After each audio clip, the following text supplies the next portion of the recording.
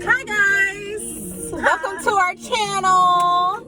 We're making a video today because we need to create content and life has been getting in the way of that. Yes, but we're not gonna let that stop us. So Darcia, should you tell them what we did today? We just looked as fuck. Yes. Self-care, guys. Yeah. I was feeling very overwhelmed this week. I even had a breakdown in the bathroom. It was just a lot.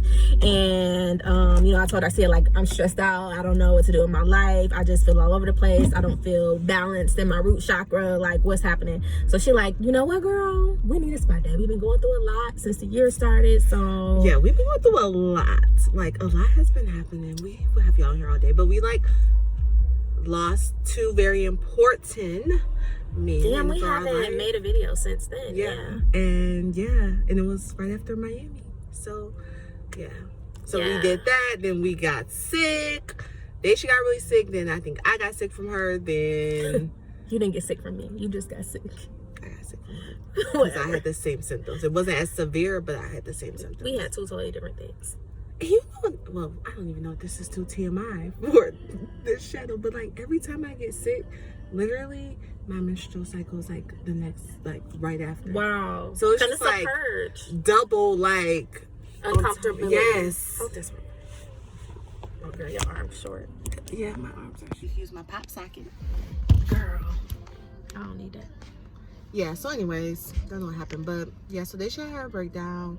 And then I don't know what happened, but they should have her breakdown. Yes. And then I had a break. Well, it was just anger and emotion. I just been having a lot of anger inside of me. And I'm the sweet one. I'm nice. I think that I'm the nicer one. It's something that I want to say on being nice, and that's actually something I'm going to talk about on the podcast today. Okay. Because I feel like Megan Thee Stallion mentioned oh, I just thought with her contract situation is thinking, oh, everything was good, everything is family. She mentioned I'm a nice person, and we just got to get out of being fucking nice. Yeah. Because niceness doesn't serve us. Nice girls finish fucking last. They really do. It's time to be firm and assertive when necessary. Okay, yeah. So it is time to stop being nice. We can be kind to others when we feel called, but it's just over for that nice shit. Nice is dead. We gotta start. When we're nice to others, we tend to kind of disregard our own boundaries and our own autonomy. Yeah. We get in this people pleaser mode because we want to be nice. So, and then we end up playing ourselves in the long run. And this can be applied to so many different things. So I'm just trying to encourage myself, Darcia, and then everybody to just stop being fucking nice. Yeah. Mm-hmm. Nice.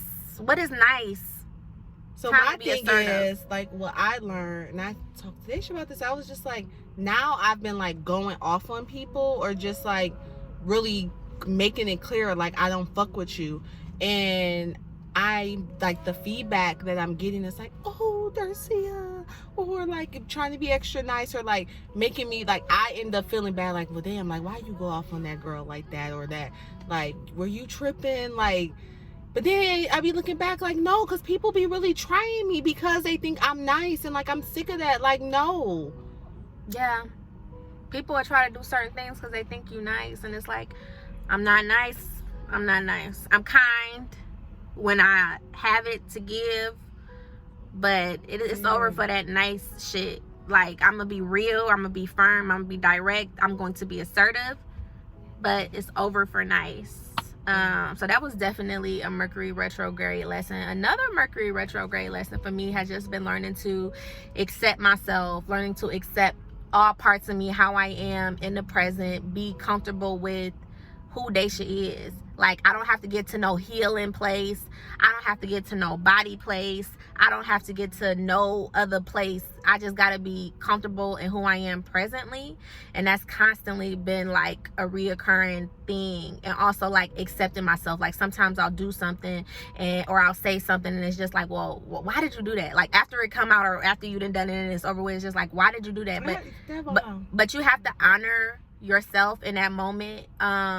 You know, we have the ability and the fluidity to change our minds and go back and forth, but it makes no sense in going back to yesterday and trying to say like, well, I should have did this and I should have did that. Like, it's over with. It's like all you can do is either move past it and move forward, and also understand like you did what you thought was best, whether it was best or not. Like, it doesn't matter. That's all relative. Like, we can rehash all these things that we did, but it doesn't make sense, and it's a waste of our time and our energy. We are where we are right now, so we have to forgive ourselves if necessary, accept ourselves if necessary, but do whatever it is that we need to do to just move past, you know, how we're feeling and that discomfort and that unpleasantness. I'm just learning like you're worthy regardless.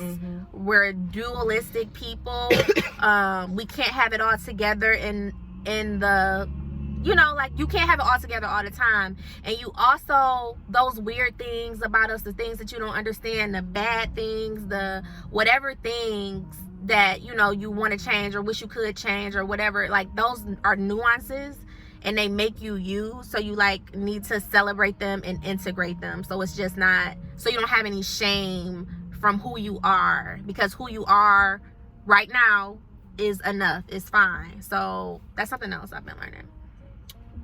Also, what I've been learning, Mercury retrograde has allowed me to reflect a lot on my relationships, and I've learned in my like self-love journey, like the biggest thing was for me to like begin choosing myself. And choosing yourself can be lonely. It can make you feel like, well, damn, am I crazy? Like, should I had not have thought that? And it's like, no, you tapped in, you tuned in, you think on a different frequency, you move on a different frequency, and you're just moving out of resonance with some people, and it may hurt, it may feel like, well, damn, it may, you know, feel like a lot of things. You may feel like you crazy, like nobody else sees what you see and you are the only person having this experience. But even if you are, that's enough. That's okay. You move off your intuition, your spirit, what your spirit tell you. She looks so fucking cute. Like, oh my God, just come through. I wish y'all could see her. She got this like little sweater on, this vest fur, sunglasses, little Moschino black bag. Like, she killing it. Half up, half down. Y'all know I love it, half up, half down. But yeah, that is what Mercury retrograde has been doing for me. Yes. Don't backtrack. Just understand everything happens for a reason, and those relationships had to break apart. You know, they had to end so you could welcome in new shit. And I feel like I'm walking into the new shit now. Yes. Sorry, go ahead. I would say so. Literally the beginning of Mercury retrograde, I ended up getting the flu and pneumonia, and it was like, y'all, I cried the whole time. And in that moment, like, I learned so, like, I feel like God was just like really speaking to me. And one thing was like to strengthen my relationship with like my biological father and my grandmother. And she's my last grandparent, and me and her were like super close when I was younger. So, you know, to work on that relationship, like they really like reached out and like helped me, and like just checked on me when I was sick. So that was one. Also, I would even say like with my mom, like my mom really stepped up for me, and it just like really made me like appreciate her.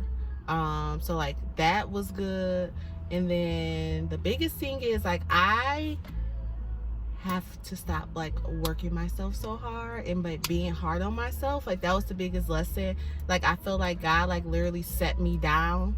Like I wasn't on the phone, I didn't have the TV on, like it was just quiet, and I didn't want any like noise or distractions. And I feel like God was just saying like, you do enough, like stop, like enjoy life, like because you're gonna end up like killing, like you work so hard and you can't even enjoy it or appreciate it because you just like, I gotta work. And I'm just learning that I have to like find balance with not working so hard. So it's a work in progress. Yes, because it's just like that's like my go-to to like fix things. So yeah, so just, and then now, yeah, like Darcia literally immediately thinks about like money, like, and I think that's a very like important you know, thinking process, but it's literally like not mine at all. Like she'll be like, I'm like, oh yeah, well, Darcia, how are you feeling? She's like, well, girl, I just got this urgent care bill, so I gotta figure out how I'm about to pay. And it's like, girl, you were about to die. Like, and you worried about a bill? Like, make it make sense. Like, because in my mind, it's just like, that's another thing I have to take care of. Okay, and it's gonna get taken care of just like everything else. Like True Brilliance was saying, you need to stop being in that aggressive masculine energy. You got to get in the receptive energy and just let God work stuff out for you. Everything is gonna happen as it should. You don't have to always go and figure it out. Sometimes you need to chill and relax and figure out how things gonna come together. Because I really don't be giving the universe even time no more. She be like, okay, I'm about to go work 19 hours. Like, I'm about to take 5 classes this month. And it's just like, girl. You didn't even like us. So yeah, I think that was like a wake-up call. I think God was just telling you, like, you have to relax. You have to take time to just release and just be quiet and sit still, because you have been go.